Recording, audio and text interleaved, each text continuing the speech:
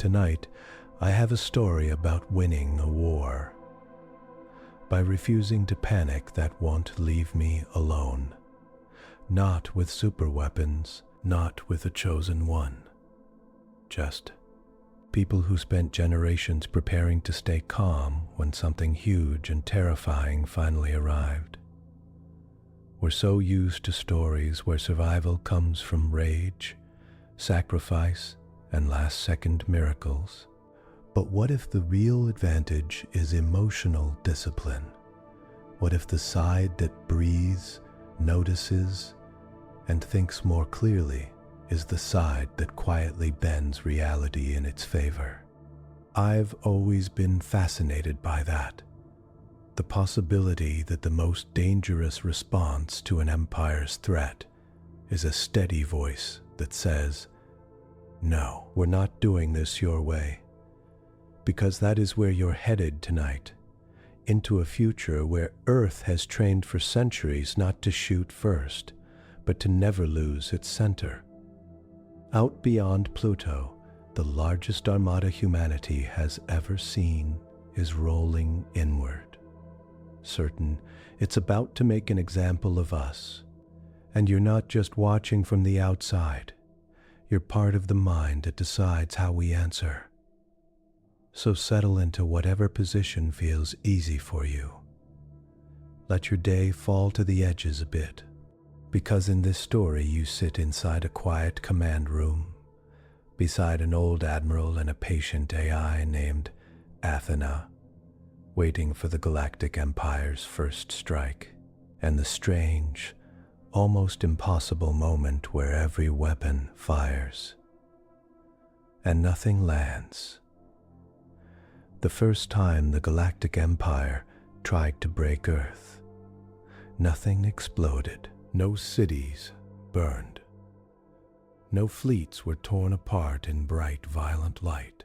Instead, in the calm glow of a quiet command room, a group of humans sat very still, watched the largest armada ever seen roll toward the solar system, and breathed in slow, measured time. They had practiced this moment for centuries.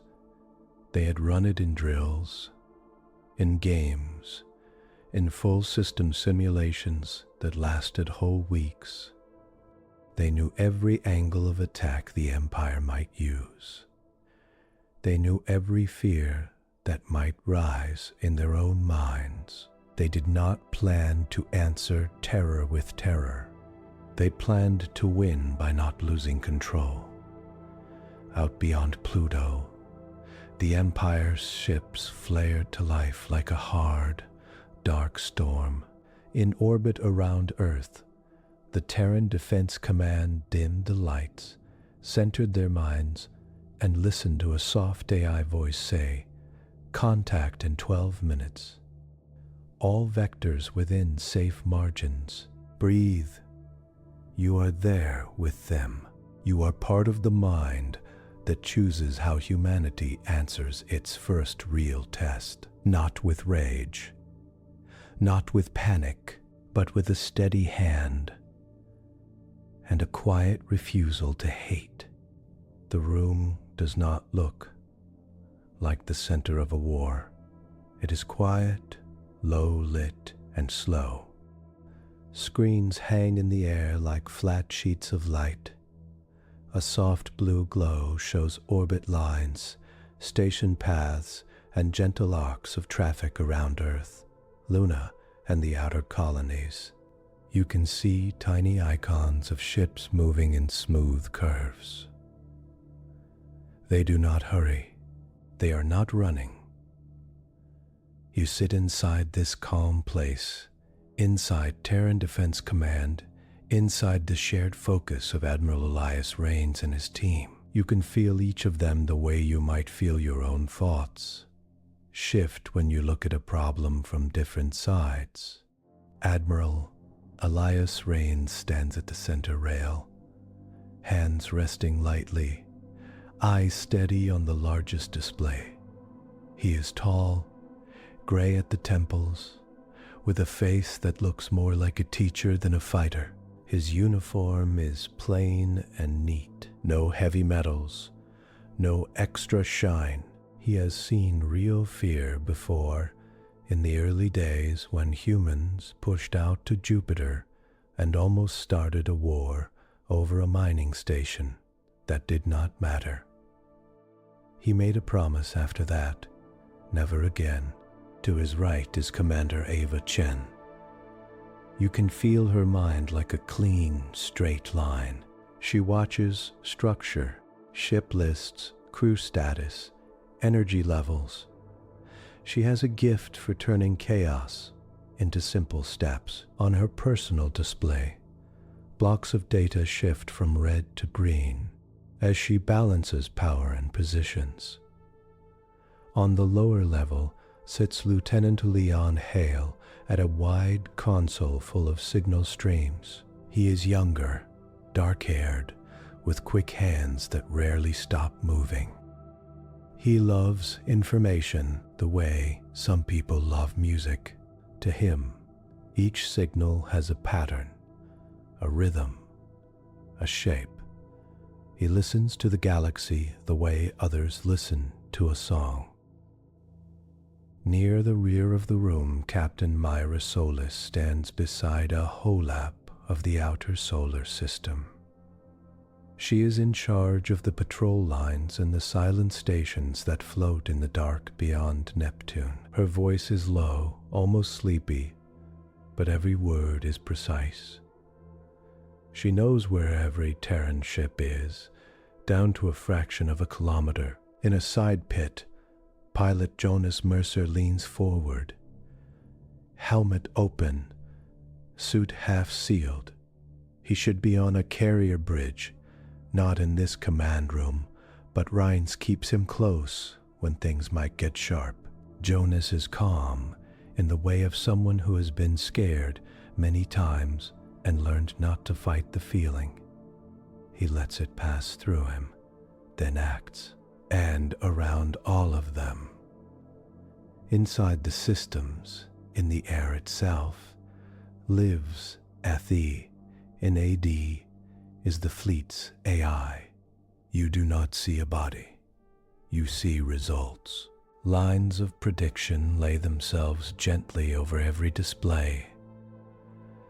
Faint curves show where ships might be in 10 seconds, in 10 minutes, in 10 hours. Numbers stay small and centered. Margins hold steady.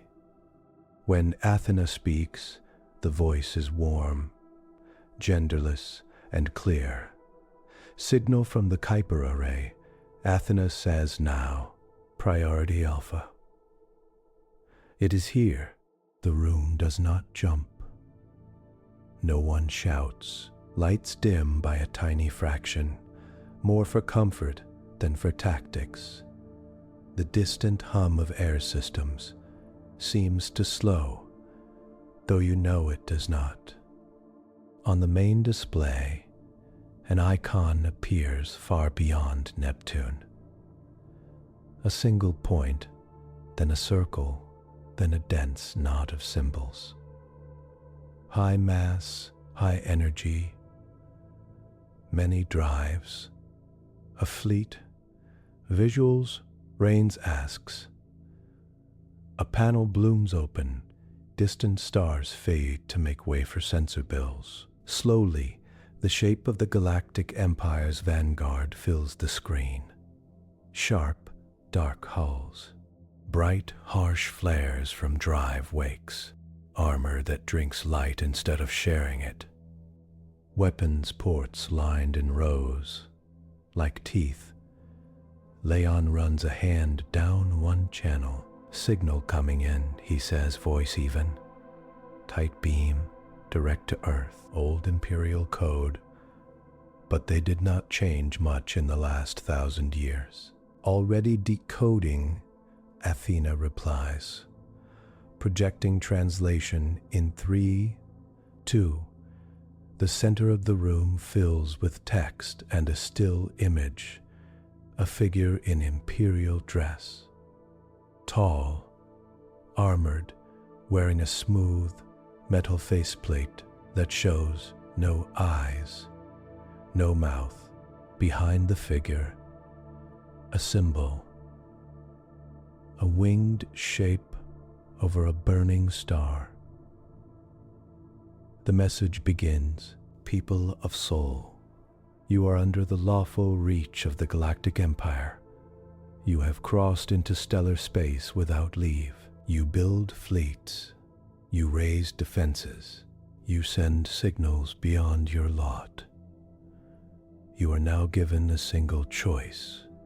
The voice is low and cold. Every word is clipped, drilled, like it has been used many times before on many worlds. "Kneel, pay tribute, and lower your weapons, or be made a lesson to all who listen." The still image does not move. Only the text scrolls, a formal demand for surrender, a list of terms. Control of the outer colonies. Attacks in raw elements. A limit on ship sizes. A ban on military AI above a set level. At the end, a time limit. Submit within 12 of your standard hours, or your fleets will be scattered, your stations broken, and your people will watch from the ground as your sky burns. This is mercy. Do not refuse it. The message ends. Silence holds the room. You can feel like a small change in pressure, the way human hearts react. ATHENA reports quietly, stress markers elevated by 4%. Within normal combat prep range, breathing reminders now. On every personal display, a small, soft prompt shows, "Inhale, 4, hold, 4, exhale, 6. You join them. You inhale to 4. You hold. You exhale to 6. On the second breath, the fierce moves. It does not vanish. It just stops running the show. Rains looks around the room, meets each gaze, and finally rests on the shared you, the not-quite voice that binds this command group into a single calm center. "Thoughts?" he asks. Ava Chen answers first. "Pattern matches 17 major empires from the late expansion era," she says. "Same kind of language, same kind of threat. They expect panic, not process." Myra Solis adds, "Their mass reading fits our high-end estimates. For a first strike group, it is showy." Jonas tilts his head. "Looks a lot like Simset Red." "9, he says. "You remember Red?" "9, you remember being a part of the models years ago, when ATHENA and the fleet ran that scenario so many times it almost felt boring. The surprise armada, the demand, the hard timeline." ATHENA shifts the main display. A new window opens, an old simulation from that red 5-9 set. The ghost of a fleet, transparent, slides into the solar system. Its path is almost the same as the live feed from the Empire ships. Match index 87%. ATHENA states, "They do not know we have seen this move before." Rains rests his hands a little more firmly on the rail. "How many times have we run this specific engagement, Athen?" he asks. 42,906,312, ATHENA answers. Outcomes remained stable under varied starting conditions. Terran Defense holds with under 2% hull loss in 99.7% of runs. Civilian casualty projections remain under 100. The number hangs there. 42 million times. You feel your shoulders drop. The fear has nowhere left to take root. This is not a wild unknown. This is a scene from a very old lesson. The Empire thinks this is a first meeting. For you, it is a drill you have trained for your whole life. Rains takes a slow breath. Send acknowledgement, he says to Leon. Polite. Non-committal. No refusal. No acceptance. Just that we have received their message and are reviewing terms. Leon nods, fingers gliding, acknowledgement ready. Hold it, Rain says. Send at T-11 hours, 50 minutes. Let them feel like they are hanging over us. Tiny smile touches Ava's mouth. We have already weathered 12 hours of this, she says softly. In Sims. Exactly, Rains replies. We will answer in our time, not theirs. ATHENA's light pulses once, mild and steady. Recommend full fleet readiness. ATHENA says, no visible change in planetary behavior. Keep civilian nets calm. Begin passive scan of Imperial formation. Rains turns his gaze toward Earth, hanging on a side display. Blue and white, seas turning in slow, bright swirls. Do it, he says. Ava starts the chain. All commands. We are moving to quiet alert. No public alarms. No open mobilization. Station heads confirms sealed drills. Civilian traffic maintains standard lanes. No sudden shifts. Leon shapes the data streams. Sliding Terran signals around the coming Imperial wash, routing all deep space comms through damped channels, he says. If they flood us with noise, it will break on our outer nets, not our core. Myra adjusts patrol orbits. Tiny changes in angle, small nudges of thrust. Outer ring stations, turn your bright sides away, she orders. No active pings on the newcomers. Just listening. Jonas checks his flight group lists on a private screen. You will not like this part, Jonas, Rain says without looking back. Jonas smiles. Easy. Standing by to not like it, sir. You stay docked until I say otherwise, Rains continues. We are not here to put on a show. We are here to not be broken. Understood? The hours begin to slip away. On the civilian channels, life goes on.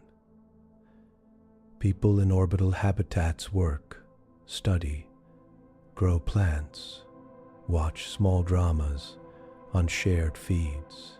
Down on Earth, children sleep under a peaceful, starry sky. They do not know that far beyond Pluto, an ancient empire has just offered them a choice between kneeling and burning. In the quiet room, you watch every line and number. You feel ATHENA's constant, gentle presence running through millions of tiny models each second, checking and rechecking. You do not plan to kneel. You also do not plan to burn. You plan something the Empire has never seen before. A win without a kill.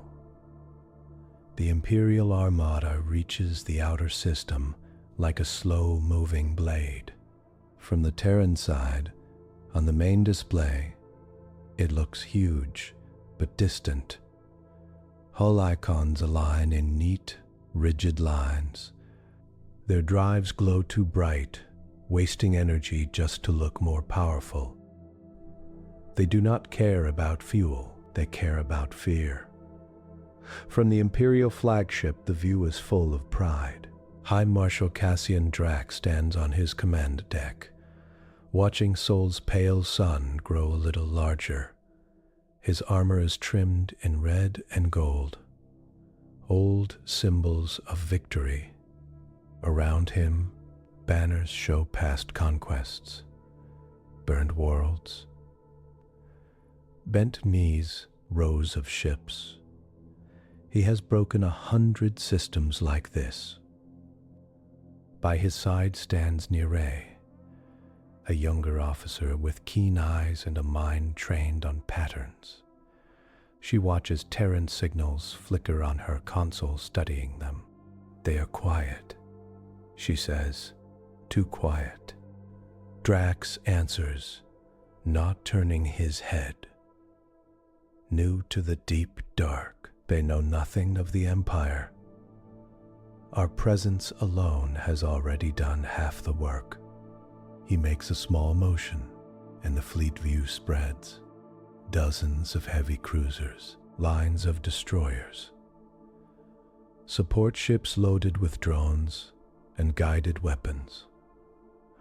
With and guided weapons, fire control vessels that tie it all together. Let them see what answers disobedience, Drax says. Nire looks back at her readouts. The Terran defense net shows as a light fog of signals, a web of stations and ships, dense around the inner planets, thinner toward the edge. It looks relaxed. On her scope, there is no frantic clustering, no sudden spikes as panicked fleets rush to form into a defensive wall. Sir, she says slowly, they are not pulling civilian ships to cover. Their traffic remains smooth. Drax glances at a tactical layer. He sees the same thing, but reads it through his own belief. They are in denial, he says. It happens with young races. They think if they pretend nothing is wrong, it will not be. Begin first volley prep. Across the Imperial Armada, weapon cores hum higher. Inside Terran Defense Command, ATHENA announces Imperial formation adjusting bearing. Firing solutions detected. Countdown to first volley. 8 minutes, 13 seconds. The room does not tense. It sharpens. Rain's voice is calm. Fleet status, Ava answers. Eyes steady. All Terran ships at quiet alert are in ready position. Drives spun. Shields tuned. No active locks on Imperial hulls. We present as passive observers. Myra shows the map. Terran ships float in wide, curved paths around the inner system, like beads on invisible strings. Their lines are graceful, not tight. They turn slowly, as if just following routine patrol arcs. Only you, the command, and ATHENA know how carefully those arcs have been shaped. ATHENA projects faint future traces. Tiny shifts in thrust, tiny turns, all planned down to fractions of a second. Tiny turns, they will pass through the Empire's firing cones with no more than a few meters to spare. Do we return first fire? Leon asks, formal, though you all know the answer from years of drills. Rain shakes his head. No signal. On a side display, red lines glow crisp and clear. Any shot aimed at a planetary surface, any weapon with a projected impact zone in a major habitat. Any strike toward life support structures. Until then, he adds, we dance. Jonas smiles faintly at the word. Athena. Rain says, start, fleet, glide. Fleet, glide confirmed. Athena replies, transmitting micro-adjustments now.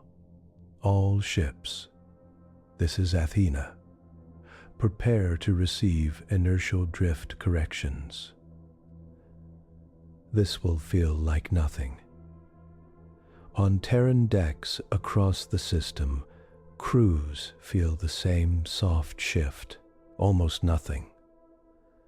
Just a slight pull in the stomach as thrusters fire, in tiny, precise bursts. On Jonas Mercer's carrier, he watches numbers on a side screen. We are sliding, he mutters, like we are already in the fight, and no one told us. He knows, of course. This is the fight. In the Imperial flagship, Nere watches Terran positions tilt. They are moving, she says, frowning, very slightly. Their vector plot looks like static. Terran ships do not form a hard line. They do not rush to cover Earth. They keep their wide loops. To Imperial sensors, it seems almost random, as if there is no central plan. Scattered, Drax says, satisfied. They lack discipline. No proper wall. They will break easily when they see what we can do. He raises his hand. First volley. Target outer stations and visible fleet elements. No ground strikes. Across the armada, fire control ships. Lock targets. Beams align, missile racks bloom open. Nere glances at the Terran civilian channels. She expects to see prayers, cries, some kind of mass panic. The feeds show quiet news, weather data, music, a live sunrise over the Pacific. Strange, she murmurs. Drax does not hear. His focus is on the moment he lives for. Fire, he orders. The galaxy blazes. From the Terran point of view, the main display flares as hundreds of beams and kinetic lances shoot out from the Empire line. Razor straight lines of deadly light move at near light speed, each one with a tight target lock on a Terran ship or station. Missiles streak after, slower but smart, angling in to follow. Athena's voice is soft and clear. First volley inbound, all vectors as predicted, initiating glide phase 2. All ships execute. Ava watches the numbers scroll. Margin? She asks. Average projected miss distance. 9.3 meters, Athena answers. Standard deviation 4.2. No hull impacts expected. In space, nothing looks like the drama shown on old war feeds. There is no roar, no shaking air. Terran ships move in silence, sliders on a map, arcs on a screen. A destroyer near Saturn tilts 3 degrees. A station above Mars fires a short, sideways burn, just enough to move its bulk a few meters over the next seconds. A picket ship in the asteroid belt shaves speed by a fraction, gliding ever so slightly out of line. To the naked eye, from nearby, it would hardly be visible, but on the beam's path it changes everything. The first wave of Imperial fire reaches its marks.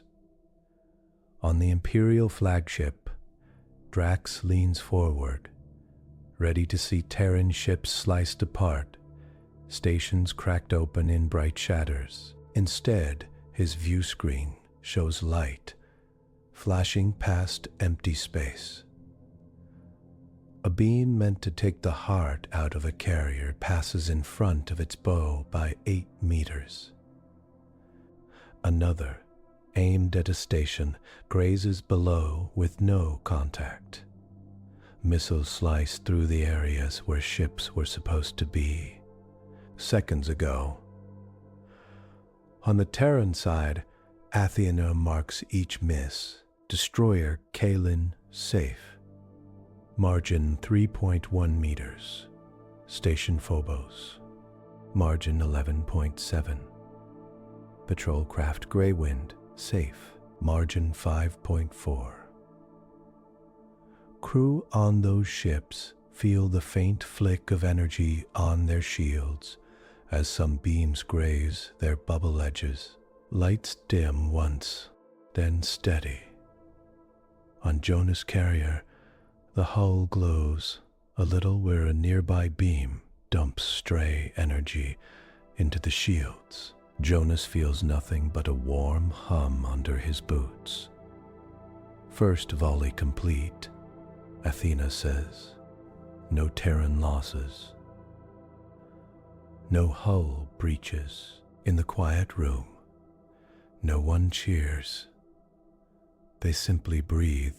Leon's hands flick across his board. Imperial open channels. Lighting up, he reports. They are talking among themselves, confused. On the Imperial flagship, Neray stares at the return data.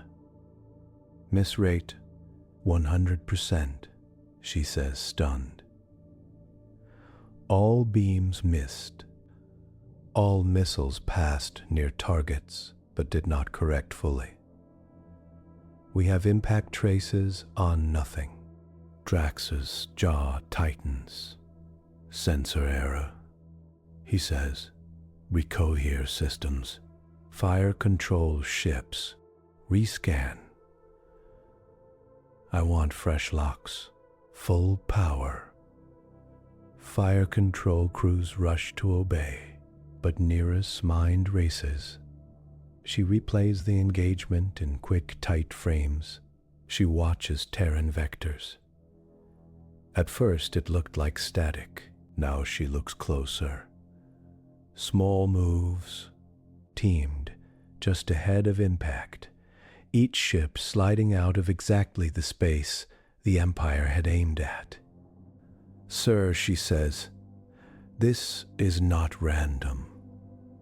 They are not drifting, they are slipping. Slipping, Drax snaps. They move just enough, just in time, Neray says, as if they know where our beams land before we fire. Drax stares at her, then at the screen. That is impossible, he says. Our locks adjust in microseconds. They cannot watch us. Watch them. Back in Terran Command, ATHENA hums in the data fields. Imperial fire control latency confirmed. ATHENA reports. Their target update cycle is slower than projected by 3 nanoseconds. It is enough. So we already live. One reaction ahead of them. Yes, ATHENA says, we are effectively watching them watch us. Their doctrine assumes their enemies will be too frightened to move with this level of trust. Jonas' quiet voice comes over fleet comms, feels strange to dodge like this. And not fire back, he admits. Rains answers him on an open channel, so the whole fleet can hear. Our goal is not to show how hard we can hit, he says. Our goal is to show how hard we are to break. On the Imperial side, a second volley charges. Adjust Drax orders. Predict their dodges. Box them in. Enough games. The Armada fires again, this time with spread patterns, beams crossing, missiles angling to herd Terran ships into corners of space. ATHENA notes each new tactic and folds it into prediction models. Pattern update, ATHENA says. They attempt to cage us, countering. On the displays, Terran ship icons move in graceful loops, slipping between crossing beams like fish darting between rocks in a stream. Missiles chase them, but Terran drives flare in short, sharp bursts at just the right moment, sending them past in wide, empty arcs. Again, nothing lands. On Neera's console, the mismap grows bright and strange. If this continues, she says slowly, we will burn through our stocks and show them every trick we have and hit nothing. Drax looks out at the fading beams. His whole life, fear has done half his work for him. He knows how crowds behave under threat. They scream. They run. They make mistakes. But out there, the Terran ships do none of that. They glide. They seem relaxed, bring up their command traffic tracks orders. Neera taps in. A flood of Terran signals appears, translated by Imperial systems. She expects frantic orders, shouts, confusion. Instead, she hears calm reports, breathing reminders, simple, clear calls. Glide Phase 3, complete. All ships stand by for new drift, no sharp burns, unless ordered. Margin check, 8.9 meters, average. ATHENA's. Confirm green. Green. ATHENA's voice replies, carried through open space. You are safe. Neera feels a chill. They are not afraid, she says. Drax's eyes harden. Then we will teach them fear, he growls. But deep down, a small part of him, the part that has seen many battles, feels something new, the edge of doubt. He has fired twice into a calm sky. He has hit nothing, and his enemy has not even raised a weapon in return. The idea for Ghostnet was born long before the Empire arrived. It started as a problem in an old classroom. How do you move many ships in the same space, all dodging fire, all ready to strike, without colliding or giving away your plan? Most students drew simple walls, tight balls, or straight charging lines. ATHENA drew something else. At first glance, it looked messy. Ships looping, crossing, splitting apart, and coming back together. No clean blocks, no obvious center, but hidden inside the mess was strict order. Careful spacing, shared timing. Every ship had a lane, a rhythm of tiny burns and glides that kept it safe and in reach of targets. Someone joked that it looked like a ghost net, almost invisible, but able to catch anything that touched it. The name stayed. Now, in the real battle, it is time to use it. The Empire has fired 2 huge volleys and hit nothing. Terran ships still have not shot back. In the quiet room, Rain stands at the rail, watching Imperial fire control lines light up for a 3rd attempt. Ava reports their beams are starting to chatter. Heat building in emitters, Their crews are pushing the hardware. Leon adds, internal traffic up 12% on their side. Search terms, sensor fault, targeting error, AI glitch. They think something is broken. Myra's eyes trace the Armada structure. Their fire control ships are clean targets, she says. They sit a little back, high power, low armor, tied to everything. You feel the shift. So far, the plan has been pure defense. Dodge, glide, keep your people untouched. But the central rule has always been, if the threat keeps growing, take away its eyes and hands, not its heart. Rains looks to Athena. Ghostnet, he says. Athena's glow brightens a shade. Confirming Ghostnet initiation, Athena replies, all Terran ships, this is ATHENA. Do not try to see the whole shape. Trust your lane, trust your timing. On the system-wide map, Terran icons begin to change path. To an outsider, it looks like a swarm breaking apart. Ships peel away from neat curves.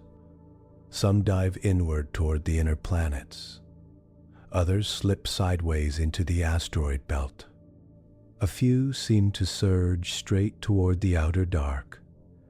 But if you look closer, if you watch with Athena's eyes, you see the hidden order. No two ships cross within a danger range. Timing lines are staggered. Each vessel knows when to fire engines, when to drift, when to roll its hull just enough to present a shield or a sensor plate. Athena projects a faint, ghostly grid over the map, a web of safe lanes and strike arcs. You are seeing the net. Athena tells you. They are not. Rains nods. Rules of engagement stand, he reminds everyone. Only fire on fire control, sensor, and targeting assets. No shots to life support, no kills. Unless there is no other choice. Jonah's voice comes in over the channel from his carrier. Finally, he says, with a quiet grin in his tone, we get to do more than glide. Rains answers, you get to do exactly enough. Shake, nothing more. Understood. Commander Ava Chen shifts to full coordination mode. Her console blossoms with connection lines between Terran ships. Tasking groups are live, she says. Jonas, your wing goes after Outer Fire Control Cluster 3. Myra, your forward scouts will mark inner sensor nodes. Leon, Athena needs clean data. Strip out Empire noise. Give us tight locks. Leon is already at work. His fingers move in quick, sharp patterns as he filters and shapes raw signals. They are flooding EM space with bravado, he says, high power beams, loud comms. I am cutting everything that smells like a speech or a threat, leaving only the system's chatter. On his screen, Imperial voices drop away. What remains is the steady hum of machine-to-machine talk. Targeting updates, firing reports, sensor sweeps, drive sync pulses. That is their nervous system, he says. Go ahead, Athena. Athena dives into the clean stream. Identifying fire control hubs, Athena reports. Tagging nodes, Alpha through Mu. Weak points confirmed. Projected losses if we strike with minimal force. 3% total hull damage, 0.1% chance of crew loss due to accidental depressurization. Within acceptable mercy bounds, Rains gives a small nod. Then we go. On the Imperial flagship, Nirai watches Terran patterns with a more serious face than before. Sir, she tells Drax, their ships are spreading, but not retreating. Their vector changes are coordinated. I think they have switched to a different kind of plan. Drax folds his arms. If they will die in motion, he says, bring in the forward flanks. We will encircle their largest clusters. He points to the map. They leave gaps. We will fill them. Nirai looks closer at the gaps. They are strange. Some are too small for a cruiser, but just large enough for a lighter ship. Some are long lanes between major groups. Those lanes look tempting. Clear lines straight toward key Terran positions. They are inviting us in, she says softly. Drax snorts. They do not control this field. Push the flanks. Out in space, heavy Imperial cruisers adjust course, probing toward the open lanes in the Terran mess. They slide neatly into those gaps, right where ATHENA planned. Ghostnet is set. ATHENA says in the quiet room, we are ready for surgical strikes. Ava lifts her head. All strike groups mark targets. She orders. Remember the rules, guts and guns only. Leave their people breathing. Jonas settles his helmet, seals it, and feels his fighter cradled in the carrier's launch bay. ATHENA, he says, this is Jonas Mercer, Wing Leader Gray. Send me the thread. Sending your lane, ATHENA replies. Do not try to see the whole net. Trust the next move, then the next. His flight screen fills with a simple line, a path that curls and darts through space, past predicted beam paths around missile cones, straight toward a marked Imperial fire control ship. From the Imperial side, that ship looks safe. It is tucked between two cruisers, sitting behind their thick armor, sending targeting data forward. From the Terran side, through ATHENA's math, it is exposed. Launch, Myra orders from fleet control. Terran fighters, drones, and small strike craft burst out of carriers and stations across the system. They do not form a grand wave. They scatter into the net, each following its own lane, each move matched to others by ATHENA's constant, quiet calculations. In the Imperial flagship, alarms start. Multiple small contacts, a sensor officer calls. Tiny mass, high speed, they are everywhere. Nirai watches her board fill with flickering dots. They seem random. No simple attack vector she can counter with a broad shield wall. Fire control nodes shift attention to. She begins. Then the first hits land. Jonas' wing darts around a stream of mist Imperial fire. Adjust 3 degrees up. Burn for 1.2 seconds. Roll 20 degrees left. Now, he does exactly as told. The Imperial fire control ship ahead grows larger on his screen. Jonas does not aim at the bridge. He does not aim at the engines. He aims at the long, fragile antennas and sensor domes that rise from the hull like thin bones. Non-lethal rounds loaded, he confirms. His fighter spits out a tight burst of shaped charges, each designed to fragment into soft, wide shards. They are tuned not to punch deep, but to shred exposed equipment. Impact. On the fire control vessel, bright sparks jump as antenna rays rip away. Sensor domes burst. External relays snap. The main hull stays intact.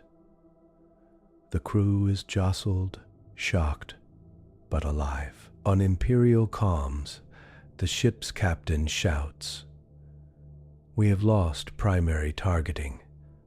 Backup systems are static." Athena cuts in over Terran nets. Fire control, node alpha disabled. Chain reaction in targeting web. 24% reduction in coordinated fire. Next target, Beta. Across the system, other small Terran strike teams hit other nodes. A guided drone slams a sticky EMP pod against a sensor ship's hull, then darts away. The pod pops like a dark flower, sending a silent pulse of shaped energy rippling through circuits. Screens go dark. Data streams die. A long-range Terran rail platform, hidden in the ice shadows of a dwarf planet, kicks a single slug across millions of kilometers. ATHENA's math is so sharp that the slug clips a narrow dish on a distant Imperial support ship and then coasts harmlessly into empty space. The dish spins away into the dark. In each case, the hurt is focused.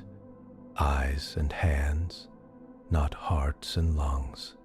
In the quiet room, Leon watches the Empire's data web fray. "Look at that drop," he says, almost to himself. Signal noise up 30%, clarity down 40%. They are losing shared sight. Ava's face stays calm, but there is a fierce light in her eyes. "Keep it controlled," she says. "No overkill. We do not push them into blind rage.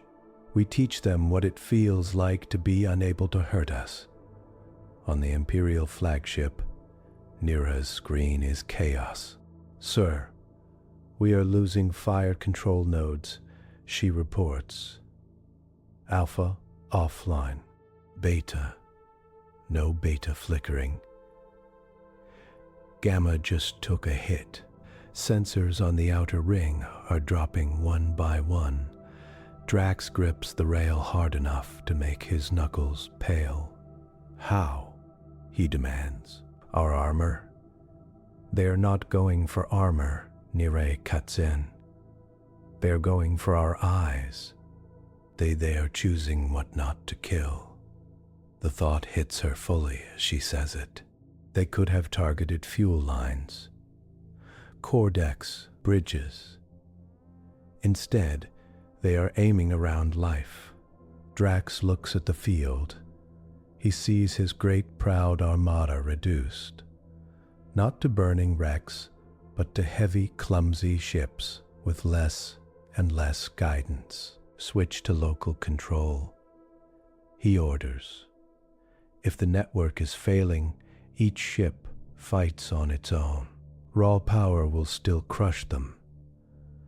But his doctrine of fear was built on the idea of a unified blow.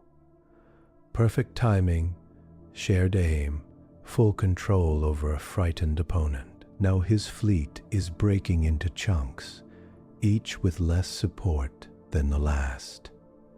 Athena tracks the change. Imperial coordination dropping, Athena says.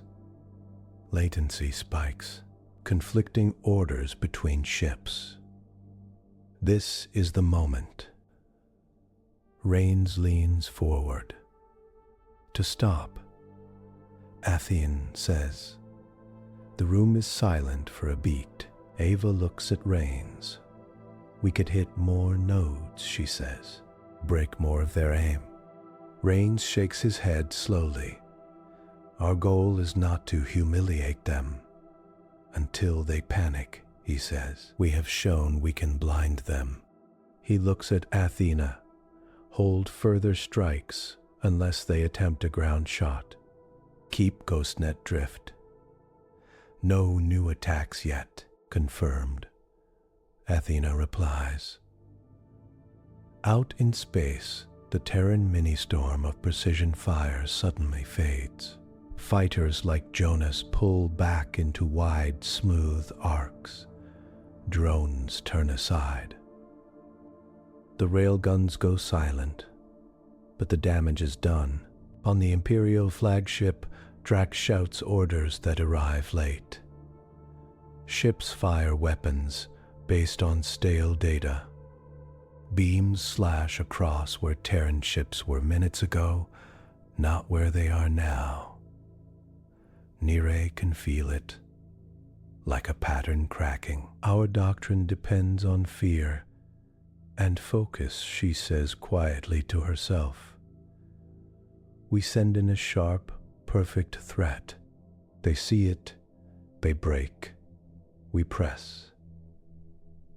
She looks at Terran fleets, still moving in calm lines, still not firing at Imperial hull cores. They are not breaking, she realizes. We are on Imperial public channels, which the whole region can monitor. Voices of lesser commanders start to slip into panic. Command, we have lost link to central fire control. Our beams are overheating. We need cool-down cycles. Targets keep slipping. Our scans are fogged. Request permission to retreat to Nire watches Drax's face harden with each call. If he pulls back now, the story in the Empire will be that he met a young race and flinched. If he presses forward, he does it half-blind. He chooses pride. All ships, he commands, sending it out across a fleet that no longer fully hears him, press the attack. Ground strikes authorized. We will burn their will where they sleep. The words hang in Terran command as Leon repeats them. Ground strikes authorized, he says. He just crossed the red line. ATHENA does not wait for further orders. The protocols are old, burned into its deepest code. New directive, ATHENA states, prevent any ground impact-capable weapon from reaching firing condition. Ghostnet offensive phase 2 ready. Rain's jaw tightens. His voice is soft, but there is iron in it. Then we blind them completely, he says. No shots land on our world. Out in space, Terran ships shift again, still inside Ghostnet, still moving in patterns that look like chaos from the outside. But now, their focus is sharp. No more gentle taps on single nodes. Now they are going after the whole Imperial site. Fast strike craft dart toward remaining sensor ships. Special code payload missiles, designed over a century of simulation, slide into the Empire's software layers through the tangled, noisy comms. These digital seeds do not crash systems. They wrap around weapons code, looking like normal updates, and gently lock key triggers in the safe position. Fire buttons will still press. Nothing will happen. Within minutes, Imperial gun crews start to notice. Sir, main battery is not responding. I am getting a green light but no discharge. It says we are in maintenance mode, but we did not request it. On the flagship, Drax barks, "Override. All safeties off." His techs rush to obey. Nirei checks the deeper lines. She sees code that looks like it was always there. Lines that match Imperial style, but carry Terran tags at the smallest scale. "They are inside our weapons," she says, stunned. "They are not just blinding our eyes. They are tying our hands." Across the armada, weapons indicators freeze. Beams refuse to charge. Missile bay doors lock shut. Launch codes loop back in harmless circles. And 14 circles. But life support readings stay steady. Engines stay free. Communications, apart from fire control, still flow. From the outside, the Imperial Armada still looks huge, dark, and powerful. Inside, every gun is a statue. High Marshal Cassian Drax stares at his grand fleet. On the main screen, he has ships. He has crews. He has armor. He has no way to strike. For the first time in his career, with the whole galaxy watching, he feels what his enemies have always felt. Helpless. For a long moment, nothing moves. The largest war fleet in known history hangs at the edge of the solar system, dark and strange. All guns silent. Terran ships drift in careful Ghostnet lanes around them. At safe distance, weapons warm but held back by choice. In the quiet room, ATHENA confirms what you already feel. Imperial heavy weapons locked at software level. Athens says, "Cross-check complete. All major beam arrays, missile launchers, and kinetic drivers are in safe state. Attempts to override only deepen the lock. Life support, drives, and basic control remain clear." Ava studies the numbers. "No spills?" she asks. "No bleed into environmental systems?" "None," Athena answers. "Lockdown scripts are clean. Their crews can breathe, move, and go home." Rains lets out a slow breath he did not know he was holding. "Then, that is enough," he says. Leon looks up from his console. "We could hold them," he points out. "We could keep them chained here until they sign whatever we want, until they swear never to come back." Rains shakes his head. "We do not need them to swear," he says. "We need them to understand. Fear made their empire. It will not make our peace." On the Imperial flagship, Drax paces like a caged animal. "Status," he demands. "Same," Nirei says, her voice tired but steady. Weapons show green, then refuse to fire. Internal checks say there is no fault. The code thinks it is protecting us from a mistake. She glances at a different panel. "Drives are clean," she adds. "We can still jump. We can still move." Drax stops so we can run, he says bitterly. Nirei meets his eye. "Or we can live," she answers. Imperial comms buzz with anger and shame. "We cannot fire. We are stuck. Command, request permission to ram." Drax slams a fist into the rail. Any captain who attempts a suicide run will be stripped of rank and named coward. He snarls. "We do not throw lives away because we are embarrassed. For a moment, the old fear doctrine flexes, tries to take hold. Then something new touches the Imperial channels. It is ATHENA's voice, carried on a tight, clean beam from the Terran flagship, translated into Imperial tone. High Marshal Cassian Drax, ATHENA says, "This is Terran Defense Command. Your weapons are locked. Your crews are unharmed. Your drives are free. No further attack is possible." Silence falls over both sides as the message goes out. In the quiet room, you feel the weight of this moment. For centuries of simulation, this line was spoken in different ways by different models of leaders. But the final choice of words was always the same. Rain steps closer to the pickup, his face calm, his voice clear. "High Marshal Drax," he says. "This is Admiral Elias Reigns of Earth. We will not destroy you. We will not board you. We will not take your people as trophies.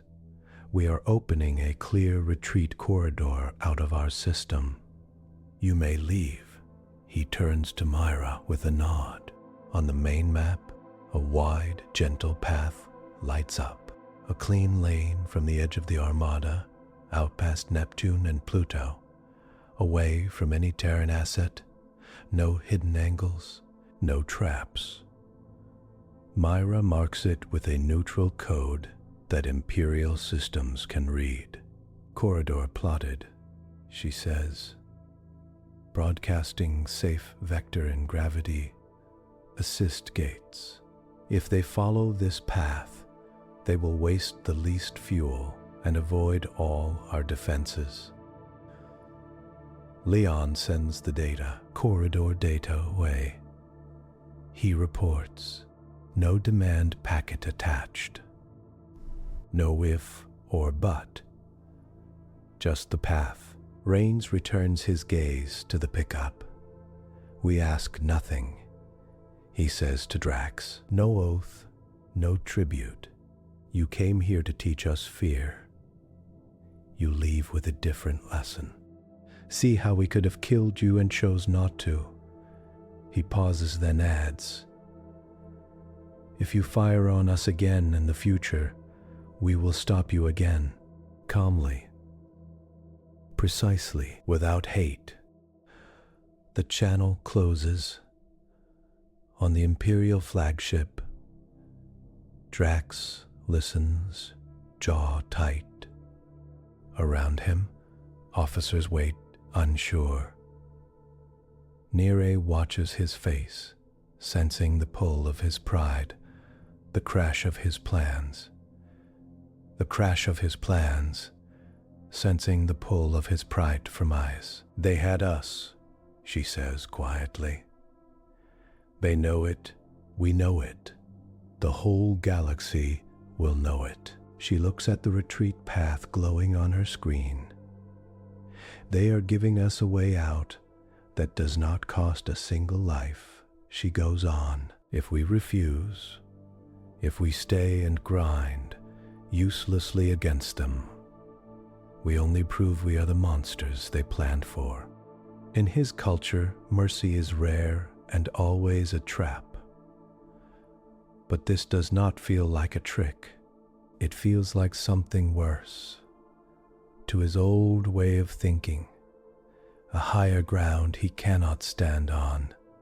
He thinks of past campaigns, of cities that burned because their leaders would not bow, of children who learned the Empire's name as a curse.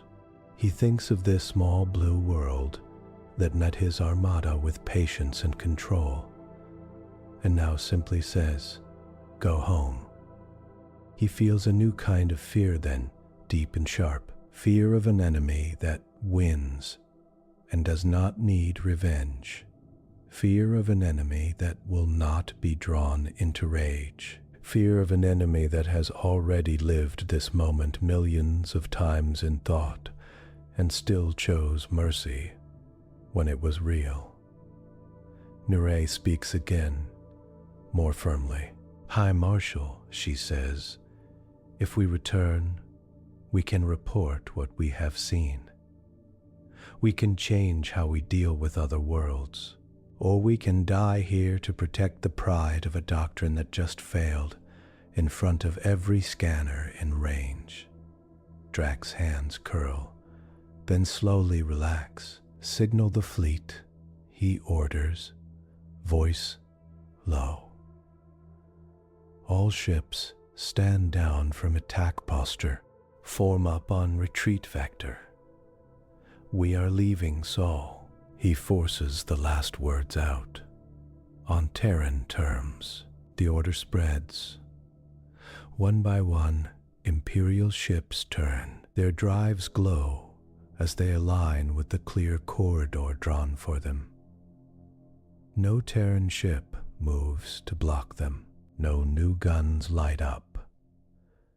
On Terran channels, some young captains want to celebrate, to taunt, to throw the kind of sharp words the Empire has thrown at so many.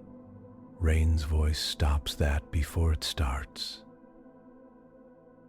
There will be no gloating, he says. No mockery on open comms. Record this with clean data and clean minds. Record this with clean data and clean minds. They will remember our choice more than our words. Ava backs him up.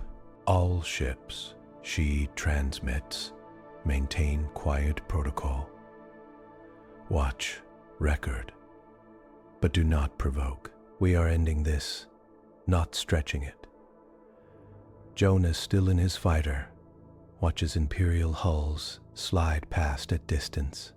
They look smaller, he says on a private line. Same size as before, but smaller somehow. Athena answers him gently. Fear distorts scale, Athena says, yours and theirs. Now that no shots can land, both sides see more clearly. Both sides see more clearly. Nere sits at her post as the armada begins to move out. She studies the Terran fleet, the simple, clean lines, the easy, balanced paths. They did not need to open a lane, she says softly.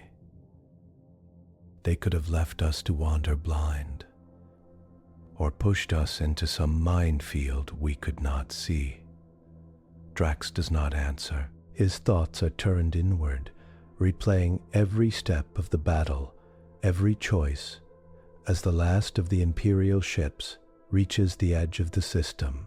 They fire their jump drives. Starlight bends, and the armada slips away into the deep dark between suns. The moment they vanish, the tension that held Terran crews for hours finally lets go. But there is no roar of victory. Instead, in the quiet room, lights soften a little more. Displays slide back from sharp reds and bold lines to calmer blues and greens. Athena speaks, threat level downgraded to minimal. Athena says, all Ghostnet lanes dissolving. Fleet returning to standard patrol orbits. Myra smiles faintly as she watches Terran ships ease back into their old curves. Back to the long walk, she says. Jonas' fighter settles into its carrier bay. He pops his helmet seal, hair damp with the sweat of focus more than fear. That was it? He asks Myra over a side channel. We win, they go, and then we drift. Myra answers, that was it. That is the point. On Earth, the sky never changed. Children wake to normal mornings. Workers fill stations and habitats. Traffic flows. A quiet message goes out from Terran Defense to civilian channels. External test of defense nets complete. All systems perform within expected range. No public action required. It is not a lie. Exactly. It is just missing a detail. That this test was not a drill. But the real thing, in the quiet room, Leon leans back for the first time in hours, rubbing his eyes. How do you even explain this to people? He asks. That the first empire to walk into our sky got turned aside without a single city hit, without a single heroic last stand. You do not, Rain says. Not all at once, bit by bit. For now they get to keep living without that weight on their necks. Ava closes down her battle boards, filing every log away. We should still record it properly, she says. Every choice, every path, every moment we almost did something else. Rains nods slowly. We will, he says, for those who come after us. They need to know this was not luck. It was work. Long, patient work. He turns to Athena. Lock a full copy of all sim branches, and the final engagement he orders. Mark it as open study material for command school. Title First Imperial Contact Final Run. Logged, Athena replies. Do you wish to attach prior simulation sets? Rains gives a small, tired smile. Yes, he says, let them see how often we failed before we got this right. Because that is the twist, the part most people will never feel as deeply. Here in the center, this battle was new. It was also very, very old. Humanity has been running versions of it for centuries. Back when the first fusion ships crawled toward Neptune, some quiet group on Earth built programs. What happens, they asked, if someone bigger than us arrives with a fleet and a demand? So they built ATHENA's first minds around that question. Beyond a demand, so they built ATHENA's first minds around that question. They tested every wild swing, every panicked rush, every noble last charge. They watched whole branches of future history burn in those models. Worlds lost because someone pushed the red button too early. Futures broken because fear pulled the trigger harder than reason. Each time they learned a little more. Pull back, breathe, let the enemy show their full shape. Aim for systems, not throats. Lock guns, not hearts. Open doors, not traps. By the time the real armada appeared past Neptune, Athena had fought it millions of times in silence. By the time High Marshal Cassian Drax sent his first cold ultimatum, Terran Defense had already seen every version of his move on their screens, in countless training sessions, starting long before any of them were born. The victory today was just the last run of a very long test. Later, when the logs are released, cadets will watch the same scenes you just lived. They will sit in small rooms on Luna, Mars, and in free habitats in the belt. They will see the ultimatum in the quiet room. They will see beams slide past hulls by meters. They will watch Ghostnet form and vanish. And they will learn the main lesson. Bigger guns are not enough. The battle ends not with a shout, but with a soft drift. Terran ships settle into their peaceful orbits. Patrols take up their old, slow, patterns. Shadow stations in the Kuiper Belt turn their bright sides back toward research targets instead of distant drives. In the quiet command room, lights dim. A little more. Rain steps back from the rail and finally sits. Ava leans her head back, eyes closed for a moment. Leon pulls a blanket off the back of his chair and wraps it around his shoulders, shivering as the adrenaline fades. Myra checks one last time that every station is safe, then lets her hands go still. Jonas, off the flight deck, finds a corner and sinks down, feeling oddly more tired than after any hot, closed dogfight. ATHENA voice softens. Would you like sleep cycles adjusted for key personnel? ATHENA asks. You have all exceeded recommended focus duration. Rain smiles just a little. Yes, he says. Shift schedules.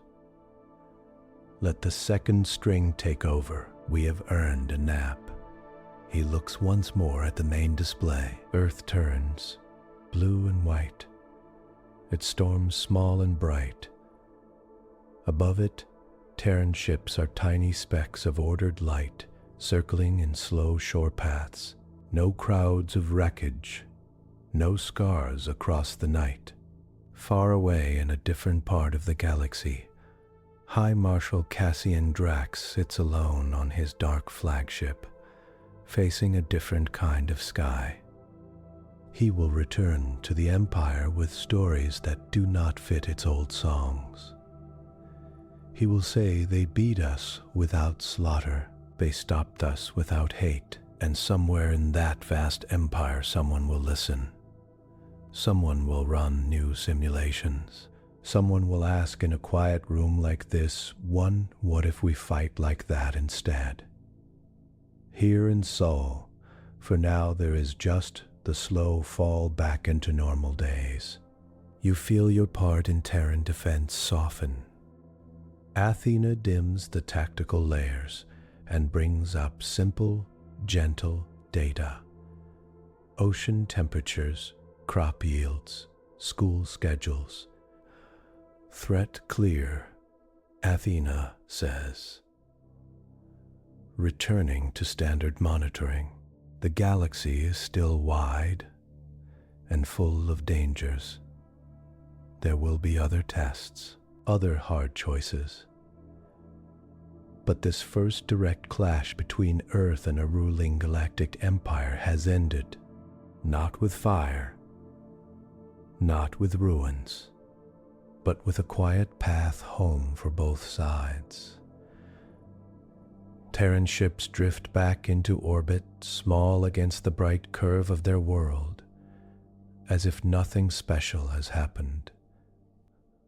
Above that sleeping, turning planet, in the calm glow of the quiet room, humanity keeps its promise to itself, to be ready, to stay calm, to win when it must without becoming what it fears.